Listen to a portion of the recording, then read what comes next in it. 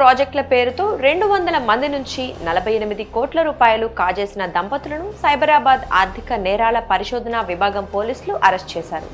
కూకట్పల్లికి చెందిన చక్కా భాస్కర్, సుధారాణి దంపతులు చైర్మన్ ఎండీలుగా messrs R homes infra developers private limited పేరుతో రియల్ ఎస్టేట్ సంస్థని స్థాపించి కూకట్పల్లి రాజునగర్లో ఆఫీస్ ప్రారంభించారు.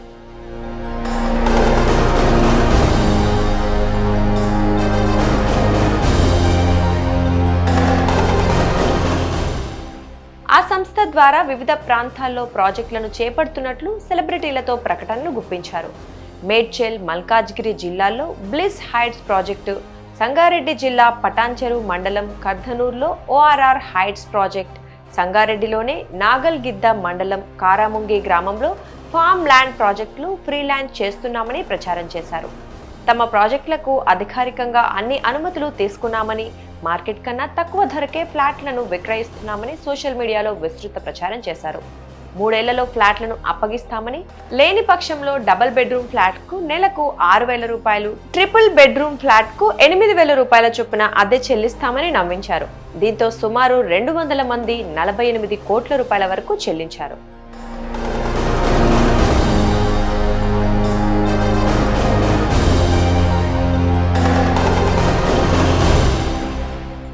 మూడేళ్ల గడువు దాటినా ప్రాజెక్ట్ పూర్తి చేయకపోవడంతో బాధితులు భాస్కర్, సుధారాణి దంపతులను నిలదీశారు. అదిగో ఇదిగో అంటూ సమాధానం చెప్పుకుంటూ వచ్చిన దంపతులు కొంతకాలంగా వారు కనిపించకుండా పోయారు. రాజునగర్లో ఉన్న ఆఫీస్ కూడా మూసివేయడంతో బాధితులు షాక్ అయ్యారు. దీంతో కూకట్పల్లికి చెందిన బాధితుడు మనోజ్ కుమార్ ఈఓడబ్ల్యూ పోలీసులను ఆశ్రయించారు.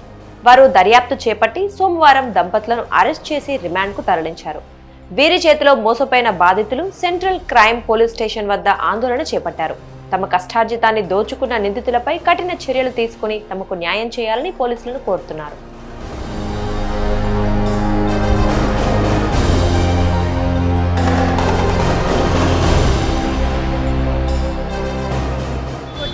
కర్తనూరులో స్టార్ట్ అయిందమ్మా, అక్కడ కూడా ఉన్నారు. ఇప్పుడు ఇక్కడ ఆర్ హోమ్స్లోనే దాదాపు 150 మంది మేము అడ్వాన్స్ బుకింగ్ చేసుకున్నాము. ఈ మనీనంతా వాళ్ళు కర్తనూరులో స్టార్ట్ చేశారు. మరి అక్కడ ఇస్తాం మేము, ఇక్కడ కాకపోయినా మాకందరికి అగ్రిమెంట్లు చేశారు. మీకు కాదంటే మేము డబ్బులు అడిగాము. డబ్బులు అడిగితే కొంతమందికి మేము కావాలంటే మాకు ల్యాండ్స్ చాలా ఉన్నాయి, అక్కడైనా రిజిస్ట్రేషన్ చేస్తాము, కర్తనూరు సైట్లో చేస్తామన్నారు. కర్తనూరుకి వెళ్ళి చూస్తే అది కూడా ఎక్కడ వేసిన గొంగలు అక్కడే ఉంది. దీని తర్వాత ఈ డబ్బులన్నీ తీసుకుపోయి అక్కడ పెట్టారు.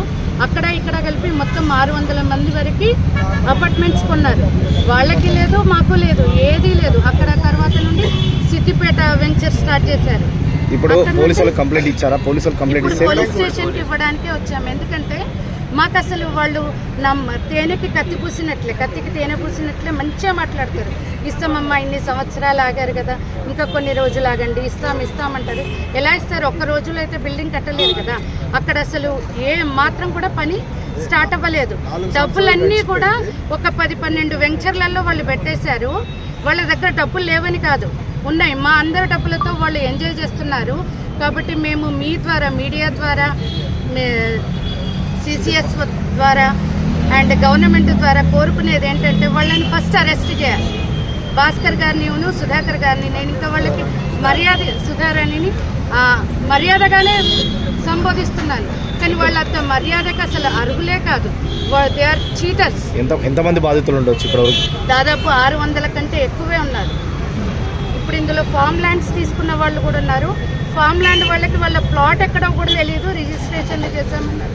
మాకు అగ్రిమెంట్లు కూడా చేశారు, బాండ్ పేపర్ల మీద కూడా చేశారు. అంటే ఇంత చేసినప్పుడు అండ్ కోటి లాంటి మ్యూజిక్ డైరెక్టర్ వాళ్ళు ముందుకు వచ్చి బ్రాండ్ అంబాసిడర్లుగా, కపిల్ దేవ్ దీనికి శంకుస్థాపనకు వచ్చారు. ఇలా వచ్చినప్పుడు మాలాంటి వాళ్ళు నమ్ముతారు. వాళ్ళ దగ్గర డబ్బులు ఉన్నాయి కాబట్టి ఇవన్నీ చేస్తున్నారు అనుకుంటాం, కానీ ఇంకెందుకు చేస్తాము? ఈ హైదరాబాద్లో ఇల్లు కొనాలంటే మాటలు కాదుగా. కానీ ఇప్పుడు మా సంపాదన అంతా, నాదైతే 22 సంవత్సరాల సంపాదన. కొంతమంది బ్యాంకు మేనేజర్లు ఉన్నారు, రిటైర్మెంట్ సంపాదన చేసేసరికి మేమందరం కూడా అట్రాక్ట్ అయ్యాము. అందులో ఈ డైరెక్టర్స్, క్రికెటర్స్ రావడము, మేము ఫస్ట్ 5 to 10 lakhs అందరం కూడా అడ్వాన్స్ ఇచ్చేసాము. మరి మాకు నమ్మకం ఎలా అంటే వితిన్ 2 to 3 months సుధారాణి గారు ఏమన్నారంటే వితిన్ 2 to 3 months మేము అన్ని పర్మిషన్స్ తీసుకొస్తాము, మేము వర్క్ స్టార్ట్ చేసిన తర్వాతనే, పర్మిషన్ వచ్చిన తర్వాతనే మీరు రిమైనింగ్ డబ్బులు అన్నీ ఇవ్వాలి. అంటే కన్స్ట్రక్షన్కి బిఫోర్ ప్రీ లాంచ్ ఆఫర్ కాబట్టి ముందే డబ్బులు అన్నీ ఇవ్వాలి అన్నారు. అలా 1 year తర్వాత హెచ్ఎండిఏ పర్మిషన్ వచ్చిన తర్వాతనే మేమందరం కూడా ఇక్కడ ఉన్న వాళ్ళని నేనైతే 30 lakhs కట్టానండి. ఇక్కడ ఉన్న వాళ్ళందరూ కూడా 30 to 45 lakhs వాళ్ళ అపార్ట్మెంట్ యొక్క స్క్వేర్ ఫీట్ ఏరియాని బట్టి మొత్తం పే చేయడం జరిగింది. ఇక మరి వర్క్ స్టార్ట్ అవుతుందా లేదా అని ఇక్కడ దాదాపు నేనేమో వరంగల్ నుండి మేము వరంగల్ నుండి తీసుకున్నాము. మిగిలిన వాళ్ళు ఇక్కడ ఉన్న వాళ్ళు హైదరాబాద్ నుండి కూడా తీసుకున్నారు. కాబట్టి వాళ్ళు ఎప్పుడు ఫీల్డ్ మీదకి వెళ్ళడము, ఏం జరుగుతోంది, వర్క్ జరగట్లేదు, అసలు బేస్మెంట్ కాదు కదా పిల్లర్లు కూడా తీయలేదు. మరి ఎందుకు జరగట్లేదు అంటే వాళ్ళు ఎప్పటికీ ఏవో ఒక సాకులు. 2020లో కోవిడ్ తర్వాత ఇది స్టార్ట్ అయింది. తర్వాత ఏమన్నారంటే ధరణి వెబ్సైట్కి అన్నీ అప్డేట్ చేస్తున్నారు కదా, అక్కడ కొంత ప్రాబ్లం వస్తుంది, పర్మిషన్ రావడానికి, పర్మిషన్ వచ్చినాక చేస్తామన్నారు. ఆ తర్వాత అన్నారు హెచ్ఎండిఏ ఎలక్షన్స్ కదా అందుకని బ్రేక్ అన్నారు. ఆ తర్వాత అన్నారు జనరల్ ఎలక్షన్స్ కదా మాకు అన్ని పర్మిషన్స్ రావాలంటే టైం పడుతుంది. మేము ఈ లోపల ఎన్నిసార్లు మాకు కావాల్సిన ఫ్లాట్ని సెలెక్ట్ చేసుకున్నామంటే ఒక 3 to 4 times వాళ్ళు వీడియోస్ పంపించేసి ఫ్లాట్ ఏరియాని పంపించేసి మీరు కావాలంటే మార్చుకోవచ్చు అని చెప్తే అంటే అన్నిసార్లు మార్చారు. ఫైనల్గా రెరా నుండి కూడా తీసుకొస్తామన్నారు. మేమందరం కూడా డబ్బులు కట్టేసాం. మరి మాకు ఓకే, ఇప్పుడు మీరు అంటే వాళ్ళను మీరు అడిగారా ఎక్కడ మీకు ల్యాండ్ కి సంబంధించి ల్యాండ్ ఎక్కడ చూపించారు? మేము ఇది ఘట్కేసర్ దగ్గర యామ్నాపేట దగ్గర అండి, ఆర్హోమ్స్ న్యూ వాసవి హైట్స్ అని, బ్లిస్ హైట్స్ అని మేము అడుగుతున్నాము. వాళ్ళకి మెయిన్ బ్రాంచ్ వచ్చేసి కూకట్పల్లిలో ఉంది. అక్కడికి వెళ్ళి అడగడము, మాకు మార్కెటింగ్లో ఫీల్డ్లోకి వచ్చి ఫ్లాట్స్ బుక్ చేసిన వాళ్ళు ఉంటారు కదా, వాళ్ళని అడిగినప్పుడు ఏవో కొన్ని ఫేక్ వీడియోస్ అంటే పిల్లర్స్ తీయడానికి తీసిన ఆ వీడియోనే రిపీటెడ్గా పంపించడము, ఆ వీడియో కోసం చేసిన పిల్లర్లకి పని స్టార్ట్ చేయడమే కానీ ఇంకా తర్వాత ఏమీ జరగలేదు. మెయిన్ బ్రాంచ్కి వెళ్ళి అడుగుతూనే ఉన్నాం. అయితే మాకు అప్పుడు కండిషన్ ఏం రాసి ఇచ్చారంటే చూడండి 2022లో మాకు ఇచ్చేస్తామన్నారు. క్యాలెండర్ కూడా రిలీజ్ చేశారు. ఒకవేళ ఇవ్వకపోతే ప్రతి నెల మేము తీసుకున్న ఏరియాని బట్టి 6,000 to 8,000 రెంట్ ఇస్తామన్నారు. అంత నమ్మబలికారు, అంత చీటింగ్ చేశారు. దీని తర్వాత వాళ్ళు మాకు అది ఇవ్వలేదు. విపరీతంగా యాడ్స్ ఇచ్చేసి కోటి గారితో వేరే వాళ్ళతో యాడ్స్ ఇప్పించేసి నారాయణఖేడ్ కారాముండిలో యాడ్స్ ఇప్పించేసి అమౌంట్ కలెక్ట్ చేశారు. డెవలప్మెంట్ లేదు, బిల్డింగ్స్ కట్టట్లేదు. ఘట్కేసర్ లేదు, కర్దనూరు లేదు, కారాముండి, నారాయణఖేడ్ లేదు. అది మెయిన్ ప్రాబ్లం. అది దాదాపుగా ఇప్పుడు అంటే ఈ అమౌంట్స్ మనతో పాటు ఇంకా మంది ఉండేవాళ్ళు ఒక 50 crores నుంచి ఎక్కువ ఉండొచ్చు, 50 crores అబౌవ్ ఉండొచ్చు. మొత్తం ఈ 5 ప్రాజెక్టులు ఎన్నో ప్రీ లాంచింగ్ పెట్టారు. అన్నిట్లో కొన్ని ఫెయిల్ అయినాయి, కొన్ని సక్సెస్ అయింది. అది కానీ ఈ బిల్డింగ్ అనేది ఇంతవరకు ఎక్కడ కాదు. ల్యాండ్సే కొంటారు, ఇంకా ఏం కొంటారు? ల్యాండ్సే కొంటారు. ఇప్పుడు ల్యాండ్స్ ఉన్నాయి, వాళ్ళు సెటిల్ చేయదలుచుకుంటే సెటిల్ చేసేయచ్చు. 4 సంవత్సరాలు అయిపోయింది సార్. 4 సంవత్సరాలు అయిపోయింది. 2020లో నుంచి స్టార్ట్ అయింది బిజినెస్. అప్పటి నుంచి ఇది 2020 కూడా 10 రూపాయల ల్యాండ్ 20 రూపాయలకి అమ్ముతున్నారు. చేయండి మాకు వడ్డీ రేట్తో ఇమ్ముంటే మా 10 రూపాయల వస్తువుని 20 రూపాయలు చెప్పి అవి తీసుకోండి మా దగ్గర అయ్యే ఉన్నాయి అనేది ఎంతవరకు న్యాయం మీరే చెప్పాలి. ఇప్పుడు కాంపన్సేషన్ చేయొచ్చు, ఎట్లా చేయాలి? దాంట్లో మళ్ళీ బిజినెస్ చేయకూడదు కదండి. దాంట్లో బిజినెస్ మార్కెట్ వాల్యూ 10 రూపాయలు ఉంటే 20 రూపాయలు ఉంది ఆ లెక్క బట్టి తీసుకోండి అంటే అసలే పోయింది, వడ్డీ పోయింది. ఇంకా మేము 10,000 4 సంవత్సరాల కింద నేను కట్టింది 2020 అక్టోబర్లో. నేను 15 లక్షలు 2020 అక్టోబర్లో కట్టా. 2021లో 36 లక్షలు కట్టా. మొత్తం నా 50 లక్షలు ఉన్నాయి. ఇప్పటికి దగ్గర 3-4 సంవత్సరాలు అయిపోయింది. బ్యాంకులో పెట్టినా నా డబ్బులు ఆల్మోస్ట్ 40-50% అవుతుంది. సో మేమేమంటాం, మీరు ఏమన్నా చేసుకుని మా డబ్బులు మాకు ఇంట్రెస్ట్ తోటి ఇవ్వండి, మా కాంపన్సేషన్ చేయండి. పొలం ఏదన్నా ఇచ్చేటప్పుడు, పొలం ఇచ్చేటప్పుడు కూడా అక్కడ మార్కెట్ రేటుకి ఇవ్వండి, డబల్ ఇవ్వద్దు అనేది మా సబ్జెక్ట్. కానీ మీటింగ్లకి రావట్లేదు, చెప్తే వినట్లేదు. ఇదిగో అదిగో అని చెక్కులు ఇవ్వటం.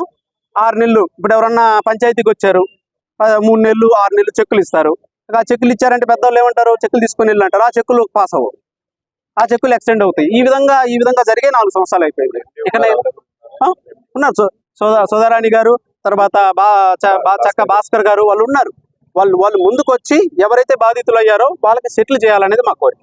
2020లో పే చేశాను సార్ అమౌంట్. కనీసం మీటింగ్ పెడతారు ఇప్పటికి 1 month లో సార్. 1 month లో ఆల్మోస్ట్ 1 month లో నియర్లీ 10 మీటింగ్స్ అయినాయి.